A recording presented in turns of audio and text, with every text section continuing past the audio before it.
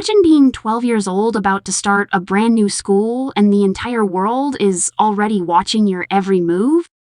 That's the reality facing Prince George, the eldest son of the Prince and Princess of Wales. Recently, People magazine ran a headline calling him the most normal 12-year-old prince ever. To some, it sounds harmless, even flattering. But to Catherine, the Princess of Wales, it feels like a dangerous spotlight aimed directly at her child at the very moment he needs space to simply fit in. In today's video, we'll unpack why this headline sparked such frustration inside Kensington Palace, and why Catherine is determined to push back. We'll explore the tactics magazines use to sell the idea of relatable royals, compare it to Meghan Markle's recent public images, and reveal the real risks this kind of coverage poses for Prince George. Welcome to the channel. If you're new here, hit subscribe for thoughtful takes on the royals and media. Today, we're breaking down the truth behind the normal prince narrative and why Catherine is drawing a line to protect her son. For decades, the British royal family has walked a fine line between public duty and private life. On one hand, they are figures of immense global interest, with every appearance generating headlines. On the other, they are parents raising children who deserve the chance to grow up away from the harshest glare of the spotlight. Prince George, now 12, stands at a crucial moment, moving into a larger school, forming his identity and navigating the pressures of adolescence. Traditionally, William and Catherine have controlled the narrative, carefully offering glimpses of their children during key moments like Trooping the Colour or Wimbledon, while maintaining firm boundaries at home. But People magazine's recent framing of George as the most normal prince ever has disrupted that balance. For Catherine, this isn't just about press coverage. It's about protecting her son from bullying, unwanted attention, and the crushing weight of global scrutiny at a vulnerable age. What do you think? Is it possible for a royal child to ever truly live a normal life, or is that idea just a media illusion? The heart of the issue lies in how media outlets manufacture the idea of relatable royals. In People magazine's spread, Prince George is positioned as the most normal 12-year-old prince the world has ever seen. Photos of him eating pizza with Prince William at a football match were meant to suggest that he's just like any other boy his age. But behind the glossy pages, Catherine sees a troubling pattern, her son becoming the latest tool in a publicity play designed to sell magazines, not safeguard childhood. We've seen this before. Meghan Markle was recently photographed with a pint of beer and a burger, images clearly intended to broadcast the message, she's just like us.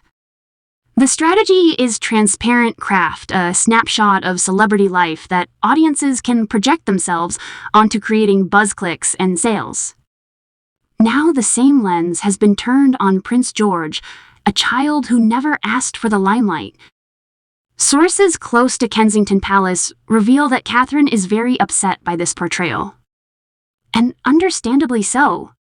She knows that George, like any adolescent, wants to blend in at school, not stand out as the boy everyone recognizes from the cover of an international magazine. Too much attention could make him a target for teasing, jealousy, or worse, and Catherine is determined to prevent that. Royal watchers note that William and Catherine have long managed a careful balance, sharing charming, controlled moments of their children, smiling portraits, festive events, or mother-daughter appearances, like Catherine and Princess Charlotte at Wimbledon, while firmly shutting the door on intrusive narratives. By labeling George the most normal prince, people crossed a boundary. It wasn't just a harmless phrase, it was a headline that amplifies the pressure on a boy who already shoulders the future of the monarchy. For Catherine, this is about more than just one magazine article. It's about drawing a line against media overreach. Protecting George now sets the precedent for how the press will treat him as he grows older. And if the palace doesn't push back, today's normal prince headline could spiral into tomorrow's relentless tabloid obsession. Imagine for a moment if it were your child. Would you feel flattered, or would you fight to shield them from that kind of attention? To fully understand Catherine's reaction, we have to look at the deeper dynamics between the royals, the press, and the public. The monarchy thrives on visibility. Royal images and stories remind the world of their relevance. But visibility comes with a price, and for the next generation, that cost is childhood itself. Catherine recognizes that every label attached to George today, whether it's normal, relatable, or future king, shapes how he'll be treated by peers, the press, and the public for years to come. The cause and effect chain is clear. When magazines like People package George as a normal boy, it invites audiences to measure his every action against that narrative. If he's too polished, critics will say he's not relatable enough. If he makes a mistake, it will be magnified precisely because he's been positioned as the royal who's just like us. What seems like a flattering angle quickly becomes a trap. The impact stretches beyond George himself. For William and Catherine, this media strategy undermines their carefully cultivated approach of limited, respectful access. It also sets a precedent for Charlotte and Louis, who could become targets of similar headlines in the future. Economically, these glossy covers boost circulation clicks and advertising revenue for outlets like People, but the social cost is borne entirely by the Wales family. On a broader level, there are political ramifications too. Public trust in the monarchy hinges on balancing tradition with relatability. If the media overplays the normal card, it risks trivializing the institution. Conversely, if Catherine pushes back too strongly, critics may accuse her of being overly controlling. It's a delicate tightrope where every move has consequences for how the monarchy is perceived both domestically and abroad. Catherine's stance highlights a modern royal dilemma. How do you humanize the monarchy without exploiting your children? Her protective instincts are not just maternal, they're strategic. She knows the monarchy's survival depends on careful image management, and that begins with shielding George from narratives that could derail both his personal development and his future public role. If this is how the media treats George at 12, what happens when he's 16 or 21 and the scrutiny only intensifies? This isn't the first time royal children have been thrust into the media spotlight.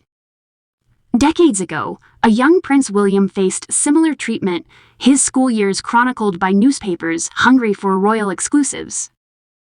The difference is today's digital age, where every headline, photo, and meme spreads globally within minutes. The stakes are higher and the long-term impact on a child's mental health and identity far greater. Globally, other monarchies wrestle with the same challenge. In Spain, Princess Leonor's schooling has been scrutinized. In Japan, Crown Princess Aiko's childhood was tightly shielded to preserve her well-being. Cultural expectations may differ, but the theme is universal. The public craves access, while royal parents fight for boundaries. For Catherine, history is repeating itself, but under a harsher, more relentless spotlight. And the emotional trigger here is simple, a mother's instinct colliding with the world's insatiable curiosity. Picture Catherine not as a princess, but as any parent watching her child become a headline and fearing the ripple effects on his fragile journey into adolescence. At the heart of this story lies a powerful truth. Catherine isn't just a royal. She's a mother determined to protect her son from the pitfalls of fame. People magazine may have intended to present Prince George as relatable, but in doing so, they crossed into dangerous territory, amplifying pressure at a moment when he needs space and privacy. Catherine's pushback is more than justified. It's a stand against a media culture that too often sacrifices children's well-being for profit. The key takeaway: relatability sells magazines, but it doesn't raise healthy, balanced children. Catherine's instinct to guard George's new school journey reminds us that even in the royal family, childhood should be sacred. What do you think? Should royal children be treated as public figures, or should the media draw a clear line of respect? Share your thoughts in the comments below. Don't forget to subscribe for more in-depth royal analysis and hit the bell so you never miss an update. Coming up next, how the monarchy's battle with modern media is reshaping the future of the crown itself. Join thousands of viewers who tune in here weekly for the truth behind the headlines.